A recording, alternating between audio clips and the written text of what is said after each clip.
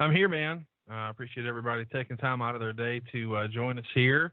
We're excited about Starrcast coming up next weekend in Las Vegas. Of course, most of the stage shows are going down at Caesars Palace, but if for whatever reason you find yourself at Tuscany Suites, we've got the podcast movement staged there and the Dark Side of the Ring screening one after another, and lots of fun events like karaoke with Bill Apter and just a tremendous fan experience at Tuscany. And it's completely free at Tuscany. No bracelet is required for anything going on over there. And Friday we'll kick things off with Breakfast with Busted Open, and we just announced today that we're doing a cosplay contest there hosted by Leva Bates that will be talked about a lot on Busted Open, I'm sure. And the winner is going to get a pair of front row Double or Nothing tickets. So we're excited about that. And, of course, everybody is talking about Starrcast on Fight. 22 live shows available at Starrcast on Fight Thursday, Friday, Saturday, and Sunday. And the main event, of course, is the roast to Ric Flair. And I know there's going to be lots of questions about Ric today. I want to go ahead and try to address as much of that as I can. I think TMZ may have gotten a little bit of the story inaccurately. This is not a last-minute surprise surgery to family. I knew that he was going to be having a procedure done today. I don't think it is nearly as grave or serious as TMZ would have us believe, because Ric's in good spirits about it, knew it was happening, and could choose to have it done now or after Vegas, and decided to go ahead and have it done now because he thought he'd be feeling good and wanted to get this behind him beforehand. So I appreciate all of the communication that I've gotten by text and email, but I did just want to share that update with everybody. It's not a last-minute surprise situation. As far as the details of the surgery, that's a private matter that I'll let him or Wendy or his daughter Ashley address, and I'd rather not just call me 1,000 questions about a procedure that he's done. But I do understand the concern, and wanted to make sure everybody had all the information that they needed in that regard. So, Derek, with that in mind, I'd like to talk about Starrcast. I'm excited to answer some questions. It's been a crazy week with, the Brett and Tom McGee video finally airing on the WWE Network on Monday, and we're going to have both of those guys together for the first time in a long time at Starrcast. So it's been a wild week, and we're excited as we get our march here to all things Caesars Palace next week. Well, thank you, Conrad. And with that, I will be opening up a Q&A session. There should be some instructions given to everyone on the phone once Q&A session has started. To ask your question, please press *6. If you'd like to ask a question, please press. Your request has been received. Hang tight. Our first question comes from a 646 number. Please identify your name and your outlet, and feel free to ask Conrad a question. Hey, Conrad, it's Mike Johnson from PW Insider. How are you, sir?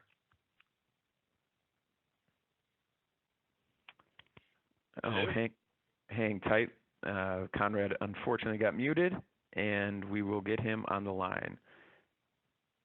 Go ahead. I'm sorry about that, Conrad. Hey, Mike, I appreciate you taking time out of your day. Nice to speak with you. How are you, sir? So I wanted to ask you, first of all, obviously, good to hear that the Ric situation is not as serious as it was initially reported. So obviously our best to Ric and everybody in the family, including you. So let's get that out of the way, first of all. Talk about staging this event in Vegas versus the first one in Chicago and trying to one-up yourself when you pretty much put together the definitive fan gathering to begin with. Well, I appreciate that. That's nice of you to say. I did feel a lot of pressure to go bigger. Some of these events that I have on the panel this year for Starrcast 2 were actually ideas I had the first go-around, but for whatever reason, we just couldn't make it happen. I wanted to get Sting there. I wanted to get Bret Hart there. I wasn't able to.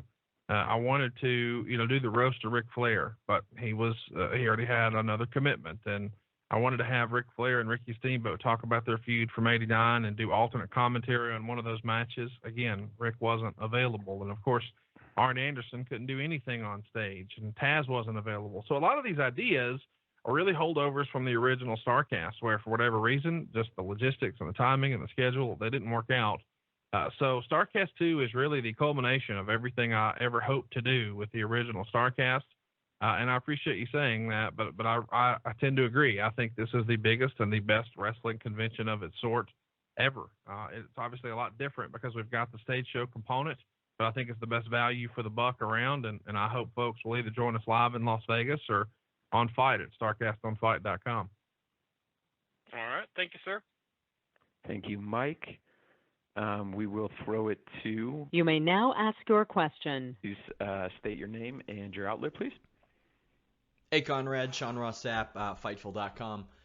Really interested to hear your take on the timing and the release of WWE's Tom McGee stuff since your panel was announced. I've talked to people on kind of both sides on this situation, and it's a little bit all over the place. How do you feel about that? It went exactly as I expected it would. You know, WWE owns that footage. They have every right to show it. I knew that they would eventually. The interest and intrigue was really, really high.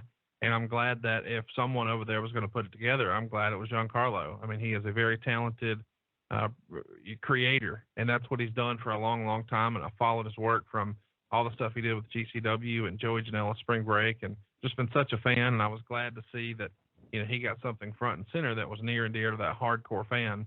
But once the tape was found, it was really a race to say, hey, who could do something with this? I know that WrestleCon was in touch with Tom McGee and wasn't able to make a deal work. I was able to make a deal work, and I was ecstatic about that opportunity. And we got working on a video that I thought was going to be pretty groundbreaking, and it got everybody's attention. You know, when we posted that video, the teaser for the panel, it had like 400,000 views in short order or something. It was a crazy number, and the interest for that was really, really high. So I knew that you know might push up the plans to release it, but before we ever posted it, I suspected that the match would air before we ever actually got to Starrcast. So now that everyone has seen the match, now they get to, you know, ask questions about the match, and we get to see Brett and Tom sit together and talk about the match together for the first time. And I just think it's going to be a unique experience. I don't think it's hurt Starrcast at all. I know that, you know, this has been an interesting experience as we march towards the second Starrcast. It does feel like there's lots of rumor and innuendo about WWE and what they like and what they don't like, or what they'll allow or what they won't allow.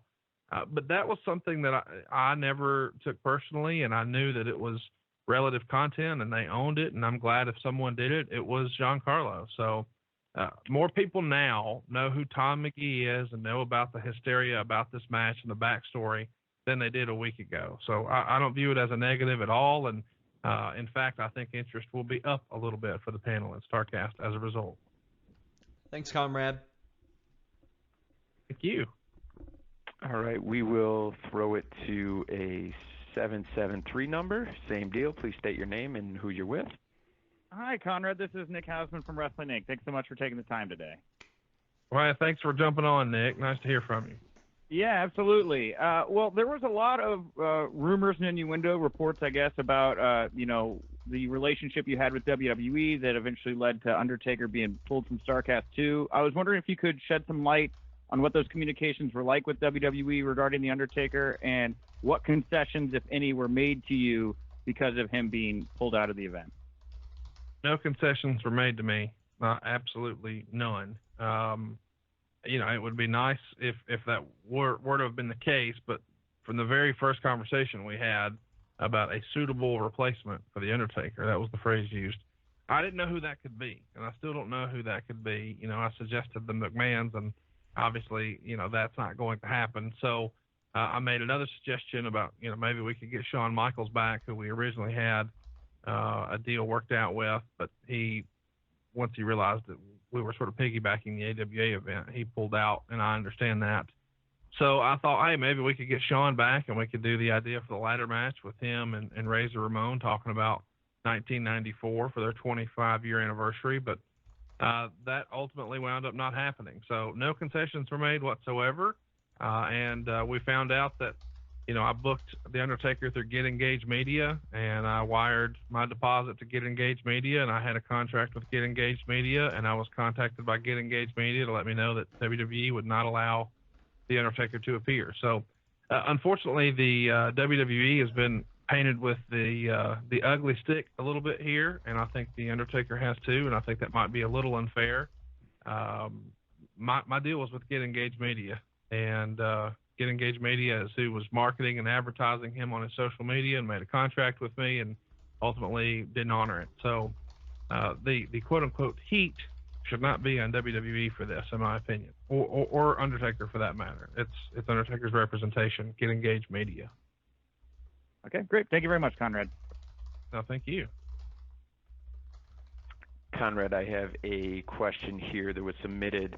Can you clarify your role with AEW? Sure. Friend. I know that the internet was buzzed this week when the AEW website had me listed as a member of the broadcast team. I don't know why that was exactly a surprise. I hosted the first two rallies. I'm not calling anything at Double or Nothing. I don't have a contract with AEW. I'm great friends with Cody Rhodes and a bunch of those guys. I'm friends with the Bucks, and obviously I co-host a show now with JR, and I've been friends with Tony Khan for years. So I'm very, very good friends with those guys, but I've never received any compensation. I don't have a contract. I don't have any plans moving forward. That doesn't mean that won't change. But I hosted the two rallies, and I thought by now everybody would have figured out why. It's not like JR was available to do that. But now that they have Jim Ross under contract, why in the world would they need me to host a rally or anything like that in the future? If they ask me to, will I? Absolutely. Those guys are my friends, and I will continue to support them every way I can. But I was front and center for those first two rallies, so technically the only two events they've held, I was like the lead guy, I guess. I don't know. But I never put much thought into it, and I found it amusing that on a day where such big news broke about AEW being on TNT and wrestling returning to Turner officially, and it's out there, and it's not a rumor, and it's confirmed, that anybody had any sort of question about what my role was a little funny. I don't have an official role. My role is the exact same as it was in January or February, just a friend. All right. We will throw to an 814 number. Please state your name and who you're with. Hi, Conrad. This is Dominic D'Angelo, WrestleZone.com. Thanks for taking the time today to speak with us. Hey, man, thanks for coming on. I'm a big fan of you guys and appreciate you taking time to jump on with us. Hey, not a problem. Thank you. I think we're all pretty excited for Arn Anderson showing up and having his own solo show. I was curious if you could touch upon a little bit about your excitement for it, what you'd hope to hear from him, and your previous connection with him and how it all came to be with Arn Anderson being at Starrcast too.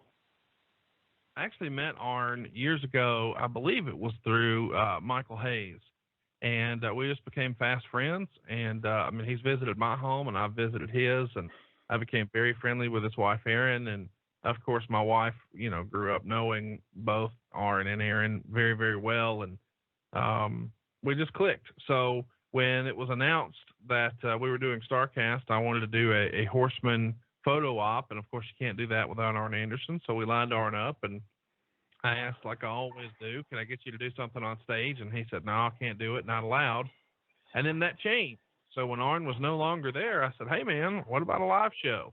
And he said, what would that look like? We sort of talked through it, and he didn't hate the idea. Now we're glad to present Arn live on stage at Starrcast 2. It's going down on Friday, and it'll be the last event right before the Double or Nothing press conference. And Arn's back where he belongs, with a live microphone in his hand, under the lights, and without the restrictor plate from WWE for the first time in, nearly 20 years. So I'm excited, and I'm sure we'll get to hear a little bit about the good old days, the Jim Crockett promotion days. But I'm sure there will be some questions from the audience about WWE now. I don't think it's a big secret that a lot of guys have their favorite agents, and John Cena has been the franchise of WWE for a generation now, and Arn Anderson was his go-to guy. So if you ask anybody who's been up there very long, they'll tell you that he's one of the great minds of the business and one of the best quote-unquote finish men. And for the first time, fans really get to dig into that, because he's never done anything like this ever before. So it's one of the panels I'm most excited for as well. Awesome. Thank you, Conrad. Yeah, I'm definitely excited for that one too. Hell yeah. All right, Conrad, we have another submitted question. Outside of the stage shows, who was the toughest talent to book for Starrcast 2 for meet and greets or autograph session? Oh, man, that's a good question. Well, Taz comes to mind. I tried to book Taz the first year, and that was quickly shut down because Taz never does anything like this. I'm great friends with Michael and all the guys at Hotspots who put on WrestleCon, and they tried to get Taz to do WrestleCon this year, and it was in New York, just a few blocks from his radio station, and he just didn't want to do it, couldn't do it, wasn't available. I don't know the circumstances. I just know fans weren't able to meet Taz, and he was one of our most requested guests, and I didn't think we would ever get him. And somehow, some way, through a process, and I don't give up easy, we made it happen. And by the time we actually got him, my docket was full. I didn't have room for a stage show. We had already sort of rolled everything out and announced everything. And somewhere in there, we got the bad news that Terry Funk had lost his wife. And as a result, I just laid out and didn't pursue that and didn't push that at all. But when Terry and I finally spoke and he made it clear that he really needed a little more time and wasn't really feeling up to making the trip, there was a hole on the schedule, and we were able to get Taz on stage for the first time at Starrcast, and we're really excited about that. And I guess the most difficult international talent was Kobashi.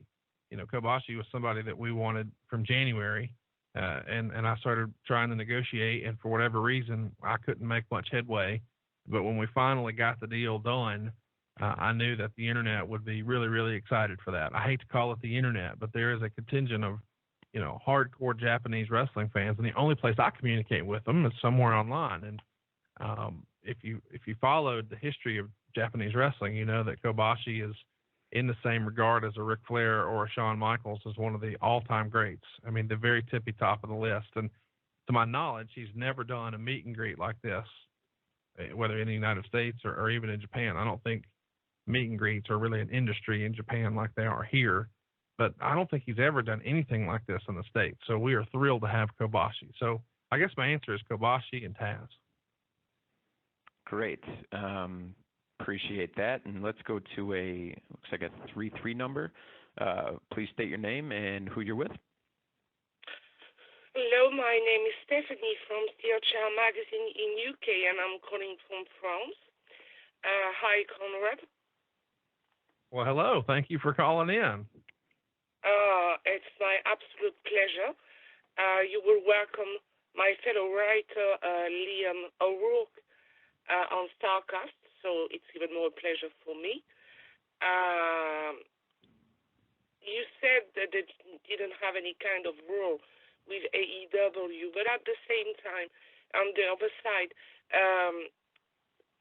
is Starrcast meant to follow AEW events, or Starrcast is made to have its own life? And do you think of developing the concept to other countries, and why not in Europe? Thank you. Well, I guess I'll start with the last question first. I would absolutely be delighted to do one of these in Europe.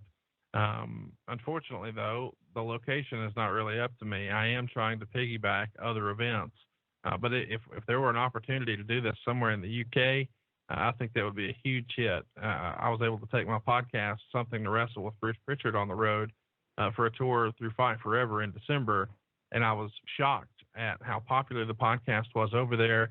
And a friend of mine has said that he considers the UK a wrestling-crazed country. And it wasn't until I was over there that I really understood what he meant. And I absolutely loved my time there and would love to bring a Starrcast over there. And given the relationship that the Khan family has in the UK, it does make me hopeful that there will be a Starrcast in the UK at some point. As for whether or not Starrcast is an AEW thing because we follow AEW events, that's not exactly true.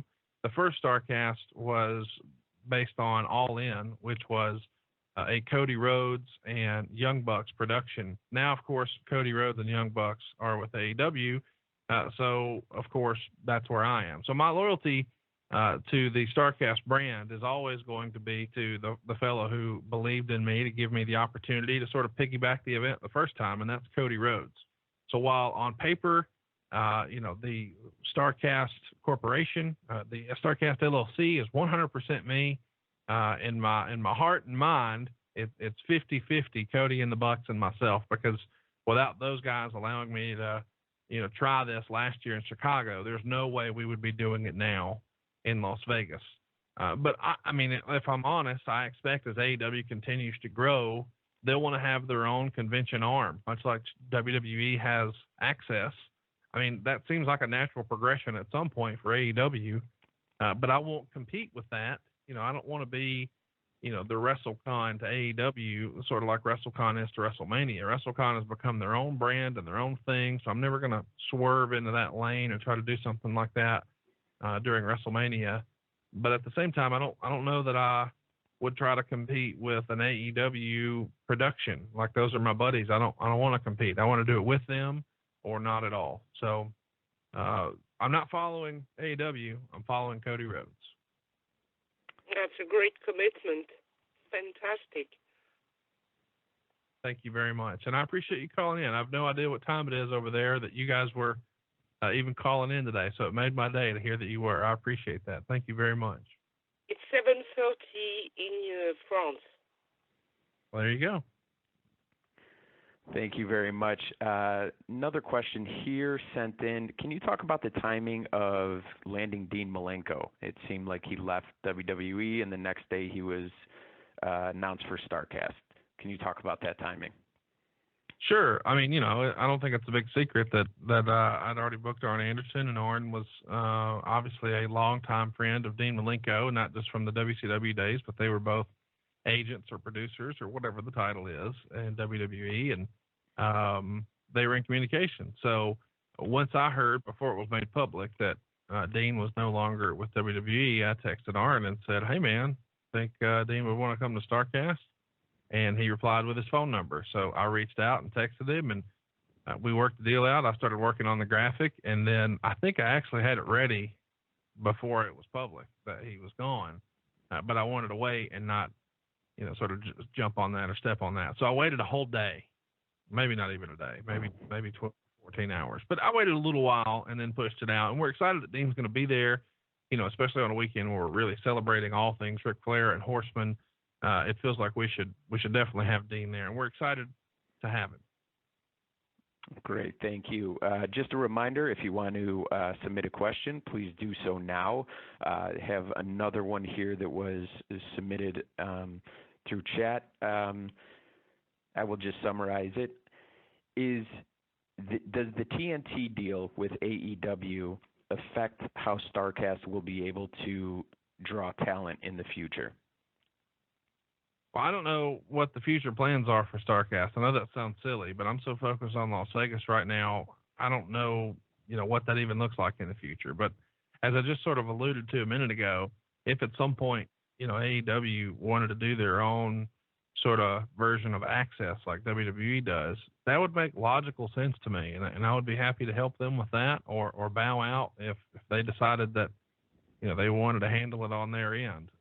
I'm going to support whatever those guys do, no matter what. That they've believed in me and supported me, and that's the right thing to do. So I can't speak to what will happen in the future, but I can say that thousands of fans are going to have the time of their life next weekend at Caesars Palace in Las Vegas for Starrcast 2. Great. Well, I'm looking at the queue for questions, and it is empty, Conrad. So is there any closing remarks that you'd like before we say goodbye? I just want to thank everybody for all the thoughts and prayers for Rick and his family. But I want to assure everybody that Rick was not worried about this. Rick did not think it was going to be on TMZ or reported the way it was, obviously, and he had an option of doing this procedure now or waiting until after Starrcast. He opted to do it now, so it's not nearly as grave. I hate to even use a word like that, as maybe TMZ has suggested. But I'm sure there will be a statement posted at some point later today or early tomorrow. But it's all systems go. The roast of Ric Flair is still happening, and so is Starrcast, and we're still behind the scenes working on a few little last-minute surprises, but it is a who's who of wrestling talent who will be converging on Las Vegas and Caesars Palace next weekend, from Sting and Bret Hart and Ric Flair and Kobashi and, of course, Cody and the Bucks and Chris Jericho and Kenny Omega and everyone in between. More than we can possibly list on this call. But 22 live shows on Fight.